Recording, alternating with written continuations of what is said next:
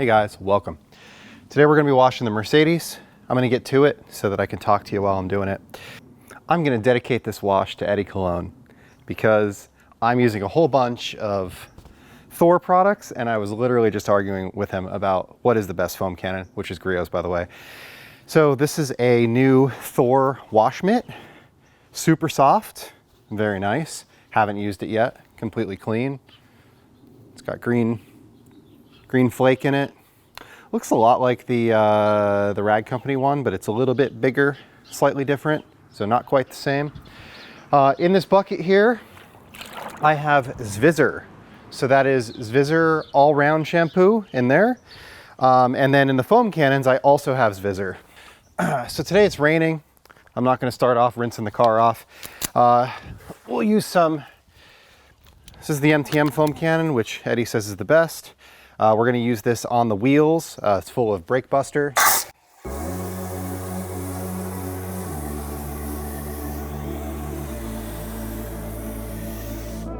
So MTM foam cannon works well.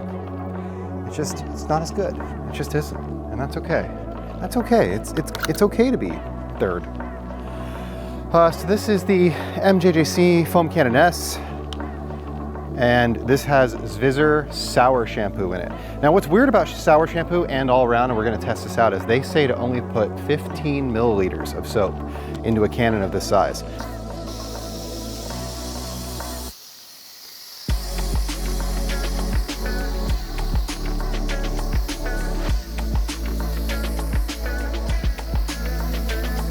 I think I want some more foam than that, to be honest with you. Let me put a little bit more in here. So we're gonna double this. We're gonna go to 30. Take two, 30 ml.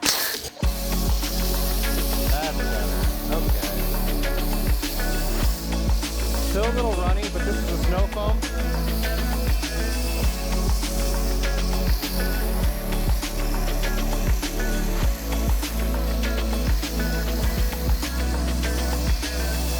So this is an acidic foam. It's got a pH of like 3.8, I want to say the number is. So that's going to break down minerals. That's kind of what acidic soaps are designed for. Mineral content, not necessarily dirt. Dirt is typically going to be broken down by an alkaline soap, which is what I have in this cannon. So this is the all-round. And that foam's a little bit better with the 15 ml. So we're going to let this dwell for a minute. While I'm letting this sit, I'm gonna put some of this Shine Supply Wise Guy on the tires. So I bought this GLK. So this is kind of a car that we can maybe not necessarily care about daily, you know, something I could just drive around. Doesn't have to always be clean. If I beat it up with hauling around equipment and stuff like that, it's not a huge deal.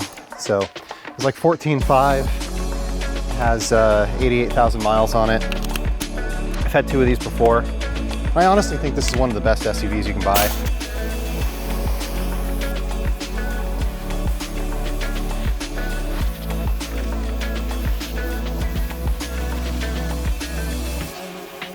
So this is all around, which is a this is a higher pH shampoo. It's like a 9, which makes it alkaline.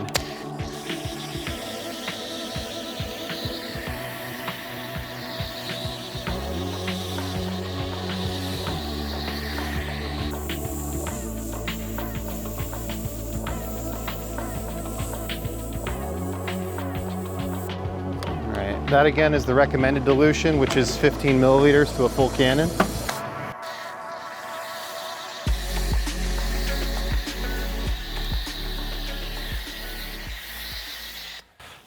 So I think for me, I want a little bit more in there, but I always try to use it the way the manufacturer specifies the first time at least.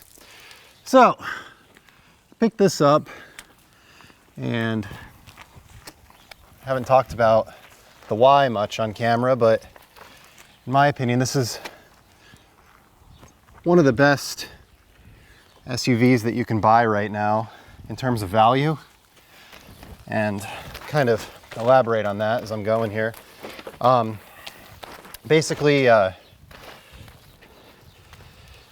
These are down to about $15,000. And I recognize that's a decent amount of money, but I don't know, for somebody who's established, professional, owns a house, you know, it's not really as much as it used to be. Knew this was a $55,000 car, $50,000 car, depending on the equipment package, you know, give or take. And they're actually pretty solid, pretty reliable. They have an engine that has the code M276, which is a naturally aspirated V6. It's 300 horsepower. It's about 300 foot-pounds of torque. I think it's like 285 or something like that, but it's real close to square, you know, torque and horsepower matching. It's got a 7-speed automatic, has paddles. The transmission isn't a dual clutch, but it's not bad. Maintenance-wise, the maintenance is pretty simple. Oil change every 10,000. Do transmission service every 50. Air filters every 20. Plugs every 50.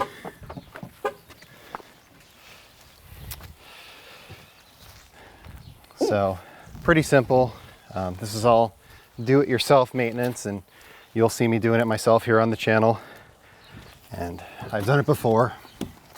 I've owned 2 of these and an E350, which is the same platform. C350, same platform. I didn't have one of those, but that's another, you know, if you're looking for a sedan. And yeah, I mean, it's not brand new, it's 2015, right? And it's a little dated, but these still had a ton of features that were, you know, ahead of their time back in the day. And I think that makes them age a little bit better than your average 15-year-old car. So, you know, this has what they call keyless go, which is the key sits in your pocket. You grab the handle, it opens the door.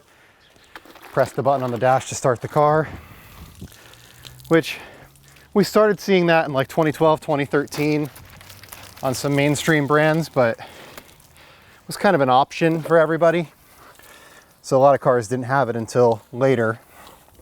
It does have eco start stop, where it, you know, shuts off when you get to a light. And I don't love that feature, but you can code it out. So I will code it out on this particular vehicle. Has a lot of other built-in stuff, like, you know, it's got dual zone climate control.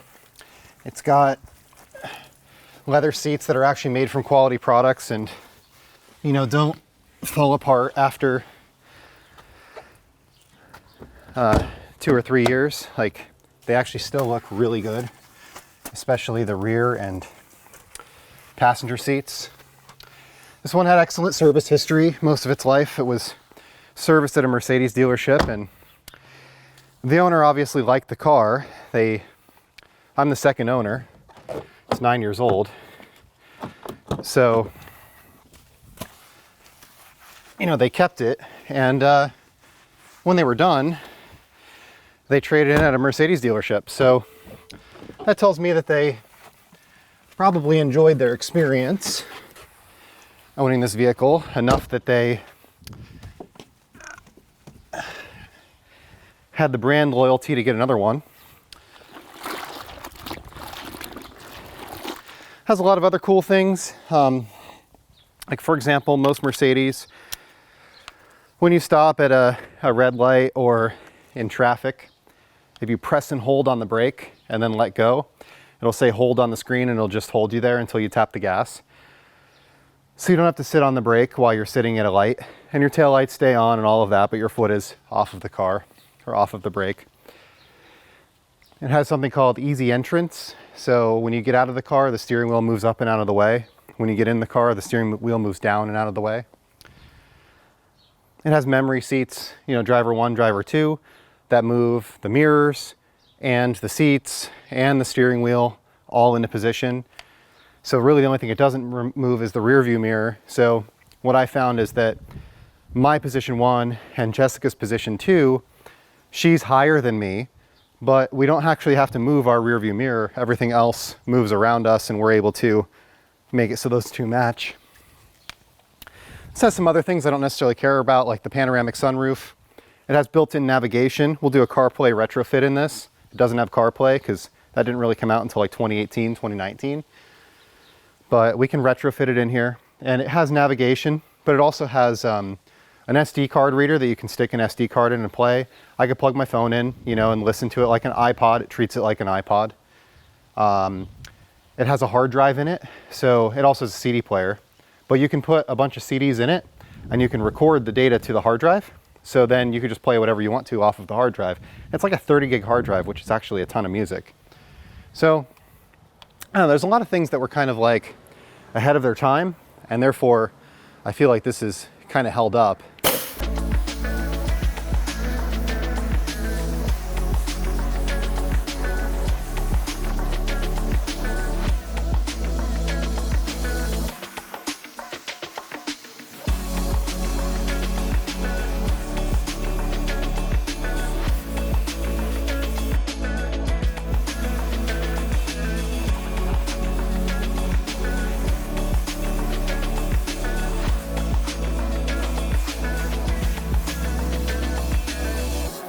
Depending on the mileage, you can find one of these for somewhere between 10 and 15 grand. They made them from like 2000 and I want to say 2008, 2007, all the way to 2015. There was a rework in 2013, so I like the 2013 plus cars. I've had a 2014, and this is my second 2015. One thing that could be a challenge is they only really make them in silver, like white, silver, black, and red. They have like 4 different shades of silver, so most of the used ones that you find are silver. And I don't have anything against silver, just like the last 5 Mercedes we've owned have all been silver, so I wanted something a little bit different. You know, overall, I think that these are great cars. We'll talk about all this stuff at the end, the cleaning supplies, but I don't know. A lot of people have this perception that Mercedes-Benz cost a lot of money to maintain, and they do if you take them to a dealership. You know, it's a $200 oil change, but truthfully, you need it once a year. And they give you a loaner to drive while it's getting done. You know, they tend to be good about, like, if they have a campaign, doing it. If they can do a programming update, doing it, you know, that kind of stuff. You tend to have a pretty good experience at a Mercedes dealership. You can totally use an independent, like a German Auto kind of place. Like we have a couple places here that are just called German Auto, that kind of specialize in like Mercedes, Volkswagen, BMW cars. This paint's hammered. We'll have a lot of paint correction to do, but it's also super thick and super hard, so it wears really well. And even an older car like this will clean up pretty good, I think. We'll see. I like this towel. I just have to mind the tail of it. You know, it's big enough that I have to worry about whether or not I hit the ground with it. Some of these had HIDs. This one has regular halogens, so we'll do an LED retrofit in this. They offered them with a couple different sets of wheel packages. I'm going to change those to aftermarket anyway, so I didn't really care what it had. What I was primarily looking for was a car that has keyless go, that is clean, has good service history, something that seems well loved. From there, I figured if it needed little things, we could do those. A little bit of paint transfer here, but I got some Thor Rags on a rag and can just wipe that right off, actually. A little bit of gray, a couple spots here, like somebody dinged it. Came right off. That's good. There's a bit of something here. We'll have to figure out what it is and get it off. Thor Rags is doing it, actually. It's like a little bit of, I don't know. It's like a brown line on the front of the gas cap. Or gas door, rather. Yeah, that actually worked really well. Okay.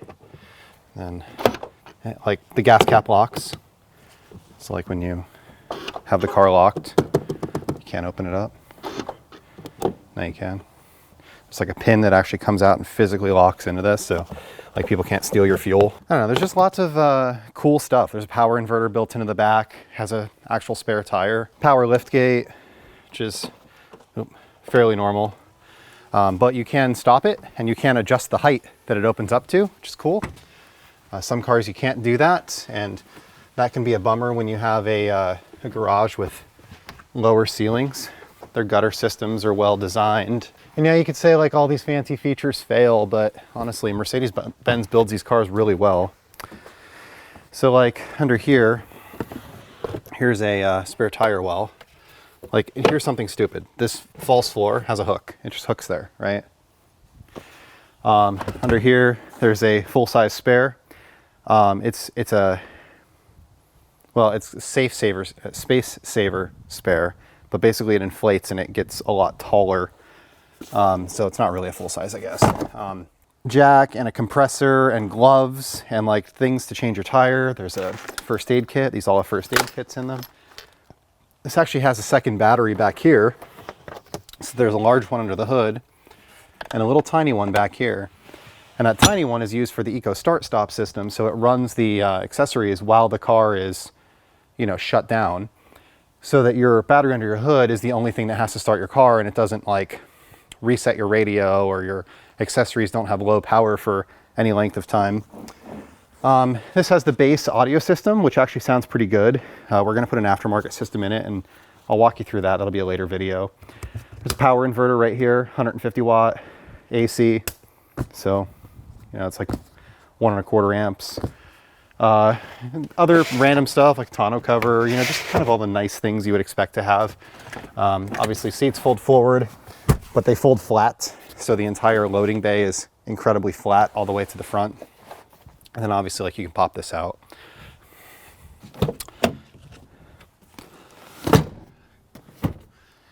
The front seat and back seat have good leg room. I can sit behind myself and be happy with that. But I mean, this car's pretty clean. Like even this still has plastic covering it. Like there's some crap below the plastic, like some adhesive and stuff that we can clean off, but I don't know, it's in pretty good condition. There is some, I keep seeing in my rear view mirror some fog on this window, so we'll clean this up. So there'll be lots more on the Benz and talking about that. Let me just grab all the stuff and then we'll kind of go through what we use today, talk about the products a little bit. I know some of you don't care about my car, don't care about my life. You're just here for the products. Starting off, we foamed the wheels and tires using, well, really just the wheels and the wheel wells using Brake Buster. So this is P&S Brake Buster. It's diluted 1-to-1 inside the cannon. The cannon dilutes it like another 10-to-1 coming out. Brake Buster isn't my favorite anymore. It's just, it's like Old Faithful at this point, and I have 2 gallons of it sitting on the shelf, so I'm gonna work through it and use it up because I don't like throwing stuff away. But I am switching to Armor Wheel. I like Armor Wheel Cleaner better. I've used some other wheel cleaners lately that have actually been really good, like Sodero is really good from Labra Cosmetica, but that's a story for a different video. So Brake Buster, MTM cannon, MTM, again, old reliable, always works. It's just not innovative, It doesn't have the, like you turn it upside down and it leaks all over, and I don't know, it's fine. Everything is brass, like there's just better ones out here for the money at this point. Next, we used foam to foam the car, and that was Zvizzer Sour Shampoo. With both of these, I use the recommended dilution of 15 milliliters to a full cannon. I feel as though that needs to be somewhere in the neighborhood of like 30 to 50 ml. So I think 50 ml is probably gonna be something closer to what I'm looking for in terms of the amount of foam. The manufacturers recommend their own dilutions, and there's something to say about that. Like you want these to run off the car, right? You don't want them to just stay there and dwell on the car. You want them to run off the car and carry the dirt with it. So that is part of the point of making it a little bit runnier. I found that doing the 30 ml of the sour shampoo was a little bit better, and more of what I would expect from an acid-based shampoo The all-around foamed better originally, which it's more of an alkaline shampoo. They tend to foam a little bit better just in my experience. So maybe 30 to 50 is probably a better number for this. 30 to 50 is definitely a better number for this. So we'll test all around again. Both of those products I found to be effective, actually. The car didn't really have any good water behavior, didn't really have beading. But once I was done washing it with these, there is beading. I don't know what's on the car. I would assume that there's probably like nothing. It's probably been tunnel washed. There's probably some wax on it that's gonna need to come off.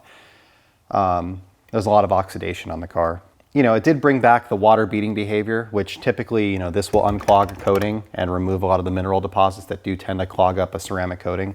And this is going to like break down dust and have less touch required when you actually go and do your contact wash. They're not a contactless solution though. They tell you to mix up a bucket and use that. I did have about 2 ounces of this in my bucket. It's a 4-gallon, well, it's a 5-gallon bucket, but I had about 4 gallons of water in it. I use the MGC Foam Cannon S for Sour Shampoo, and I use the Pro for the all-round shampoo. Again, these work just fine. They're just not, they're not the best anymore. That one is better. The Griot is better. And actually, I'm pretty excited about the new Active. So Active just came out with a new foam cannon. I just saw some pictures of it, some people that actually received it.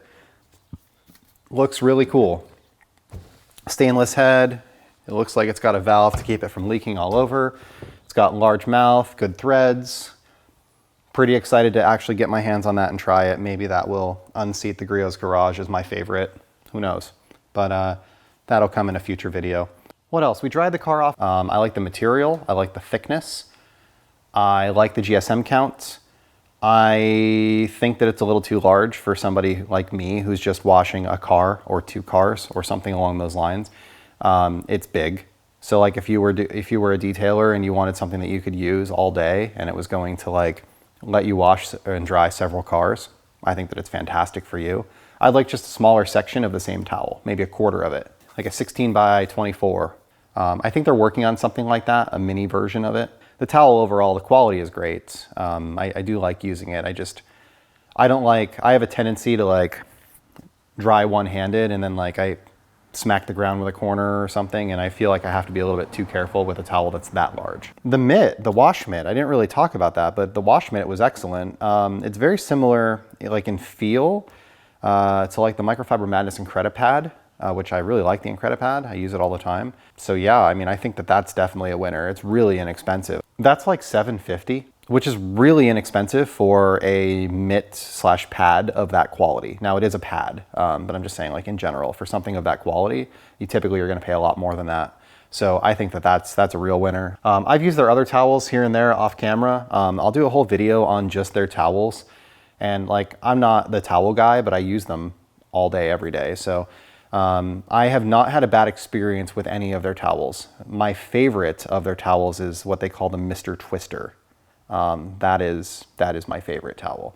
It's very similar to like an FTW. The jobber towels are really good for interior, and I like the fact that they don't really lint. They don't leave anything behind, so like you can use them on windows and stuff like that and not get like a bunch of fuzz stuck to your glass. Yeah, super solid line overall. So I think that's all for today. I'm gonna do a bunch of videos on this car. I've got like, steering wheel needs to be cleaned and rejuvenated. I've got lithium cubes we're gonna play around with for that. We're gonna put a sound system in it. We're gonna put wheels and tires on it.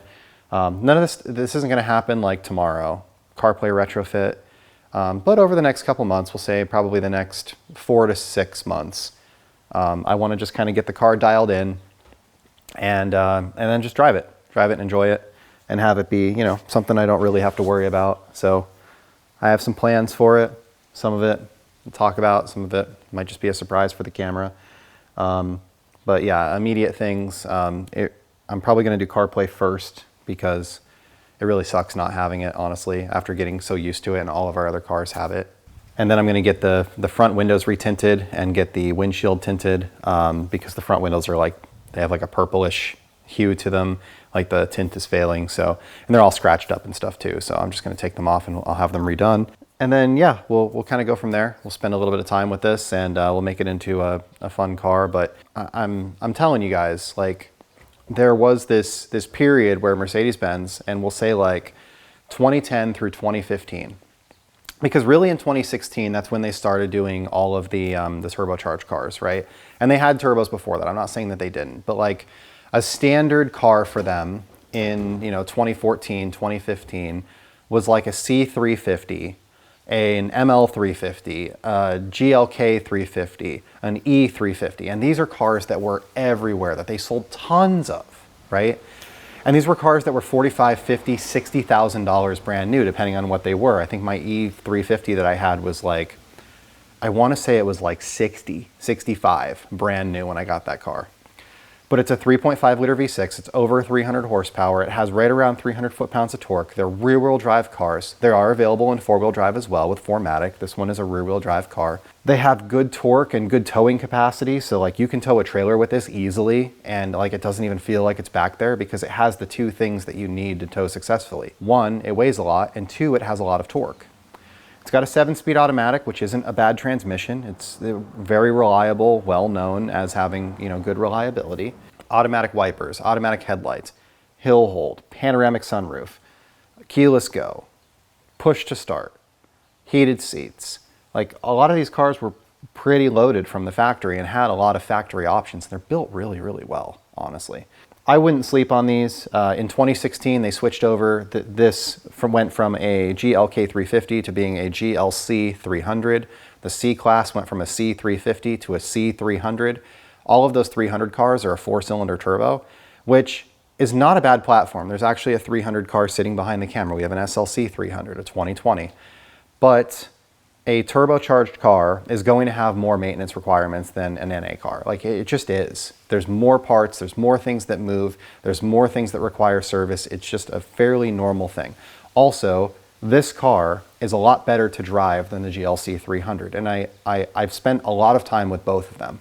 I owned a GLC 43, but I've also had many GLC 300s as like loaner cars when my old cars were in for, their standard oil change, service, whatever it was in for, tires. The dealership tended to give out GLC 300s as loaners. So I've had a bunch of them in my possession for entire days or grouping of days. It's not quite the same. So these are a really solid option. And like I said, you can find $10,000 to $15,000. I'm on the higher end of that, $14,400, but it's a California car that's never seen snow. It has complete service history from a Mercedes-Benz dealership since the day that it was owned. I am the second owner of the car, and it's low mileage at 88,000 miles, which I realize that sounds like a lot of miles, but for a 2015, that's a 9-year-old car, the average person drives 12,000 miles a year, and this was driven less than 10. The interior is super nice. It's a great place to be. It's comfortable to drive. It's got plenty of power. And, like I said, tons of features and things that you can mess around with. And now they're kind of like, they're inexpensive enough that you can modify them. You can work on them. I don't want to say not care, but you could not necessarily care because it's not like if you mess up, you're not wrecking a $50,000 car. You're wrecking a $15,000 car, and that's just an order of magnitude easier to deal with. Parts availability is a lot better. You can get a lot of things, either LKQ or aftermarket for these cars now. As more and more people are getting them that are younger, there's more products that are coming out. So like I searched for CarPlay retrofit kit, and a dozen different products come up. The build quality on them is excellent. You shut the door, it shuts with a thud. You're riding down the highway and like there isn't a lot of wind noise. It's a comfortable place to be. The car sounds good, and you can take them on long trips. Cruise control works excellent. You set it at 75, it's going 75. It's not going 73, it's not going 78. Anyway, if you're looking for a vehicle, like this is the kind of thing that, I'd recommend to somebody looking for a daily. Maybe they have a nice car, they've got a nice BMW, they've got a nice Audi, Mercedes, Porsche, something like that they drive in the summertime. They want something to drive around in the winter, the rainy season, the snow season, whatever, something that's going to be fairly reliable, fairly low maintenance, but also, inexpensive-ish to operate and also be a really nice place to be. A really, a similar interior to what you're used to in your nice car. I think it's a fantastic option, I really do. Oh, and it gets like 24 miles to the gallon. This one does, as an SUV, and that's with me driving it. And I tend to get lower than average miles to the gallon. My Honda Passport, I was getting about 18 and a half to 21, depending on how I was driving it, but my overall average is like 20.1. So this having around 24 and a half, like that's really good. So that's all I have for today. Thank you for watching. Have a great day.